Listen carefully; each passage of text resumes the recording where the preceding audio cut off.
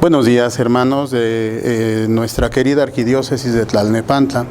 Me presento con ustedes, soy el padre David Serratos Espinosa, párroco de la Comunidad del Señor del Campo Florido, en Naucalpan.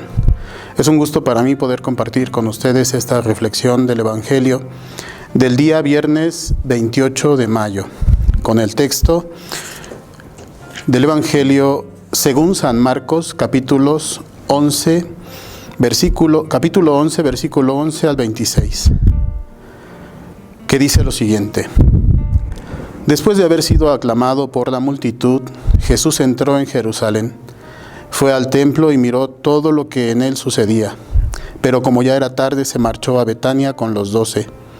Al día siguiente, cuando salieron de Betania, sintió hambre.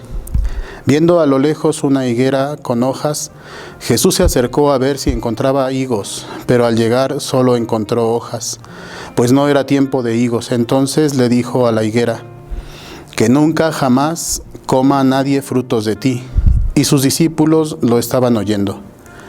Cuando llegaron a Jerusalén, entró en el templo y se puso a arrojar de ahí a los que vendían y compraban. Volcó las mesas de los que cambiaban el dinero y los puestos de los que vendían palomas, y no dejaba que nadie cruzara por el templo cargando cosas. Luego se puso a enseñar a la gente diciéndoles: ¿acaso no está escrito, mi casa será casa de oración para todos los pueblos? Pero ustedes la han convertido en una cueva de ladrones. Los sumos sacerdotes y los escribas se enteraron de esto y buscaban la forma de matarlo, pero le tenían miedo, porque todo el mundo estaba asombrado de sus enseñanzas. Cuando atardeció, Jesús y los suyos salieron de la ciudad. A la mañana siguiente, cuando pasaban junto a la higuera, vieron que estaba seca hasta la raíz. Pedro cayó en la cuenta y le dijo a Jesús: Maestro, mira, la higuera que maldijiste se secó. Jesús les dijo entonces: tengan fe en Dios, les aseguro que si uno dice a ese monte: quítate de ahí y arrójate al mar, sin duda en su corazón, y creyendo que va a suceder lo que dice, lo obtendrá. Por eso les digo, cualquier cosa que pidan en la oración, crean ustedes que ya se la han concedido y la obtendrán. Y cuando se pongan a orar, perdonen lo que tengan contra otros, para que también el Padre que está en el cielo les perdone a ustedes sus ofensas, porque si ustedes no perdonan, tampoco el Padre que está en el cielo les perdonará a ustedes sus ofensas. Palabra del Señor.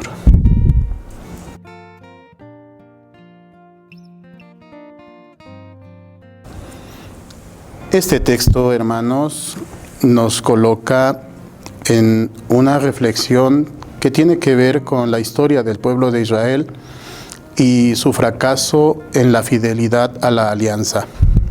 Desde los tiempos del Antiguo Testamento, el pueblo de Israel es entendido como un viñedo o también como una higuera.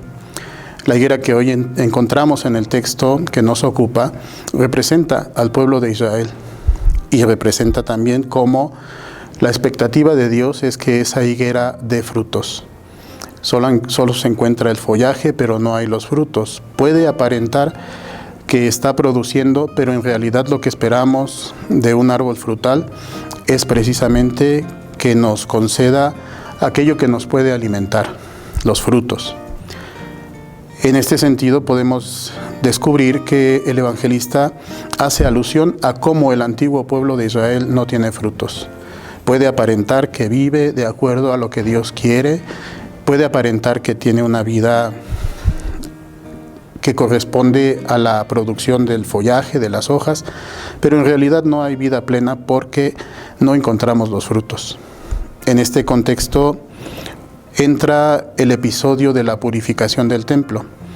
La razón por la que no encontramos frutos puede ser precisamente porque se ha desvirtuado la vivencia y la experiencia de la comunión plena con Dios.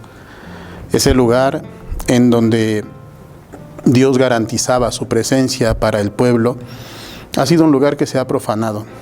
La presencia de los cambistas, la presencia de quienes están intercambiando monedas, de quienes están vendiendo los animales para las ofrendas, es una presencia que el Señor reprueba porque no es la finalidad con la que se construyó el templo y no es lo que quiere Dios en cuanto a este lugar, que debe ser un lugar de encuentro a través de la oración. Vemos cómo el Señor hace este signo, que también podemos llamar signo profético y que también podemos entender como una de las distintas confrontaciones que va a tener a su llegada a Jerusalén.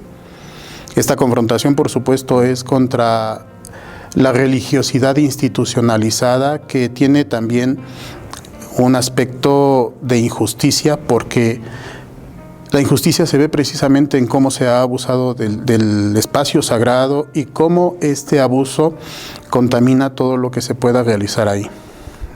Sería interesante que hoy nosotros nos preguntáramos de qué manera podemos depurar nuestra religiosidad o los conceptos que tenemos sobre nuestra religiosidad. Volviendo al punto anterior de la higuera, tendríamos también que preguntarnos si producimos los frutos que Dios espera o solamente presentamos un follaje que no alimenta. Hay que preguntarnos si necesitamos depurar nuestra religiosidad para producir adecuadamente los frutos. Y de qué manera podemos también vivir estos dos aspectos que se tocan al final. Cómo vivimos nuestra fe colocada en Dios. El Señor dice: yo les aseguro que si ustedes tienen una fe firme, pueden realizar estos signos y muchos otros. Y también cómo es que por la vivencia adecuada de una religiosidad depurada, de una religiosidad bien entendida, nosotros podemos vivir también uno de los efectos que serían indispensables para la vida cristiana: entender el perdón como medio de comunión con aquellos con los que convivimos cotidianamente.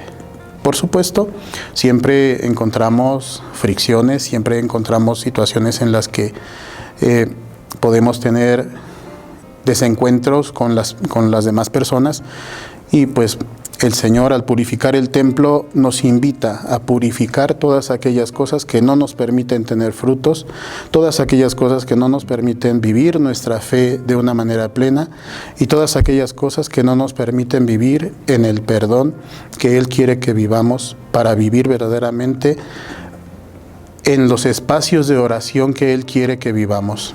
Nuestra persona es el primer espacio de oración, y quiere el Señor que nosotros purifiquemos desde nuestro corazón todo aquello que puede estar interrumpiendo nuestra verdadera comunión con Dios en la expresión de nuestra fe, y nuestra verdadera comunión con los hermanos en la expresión de cómo vivimos el perdón.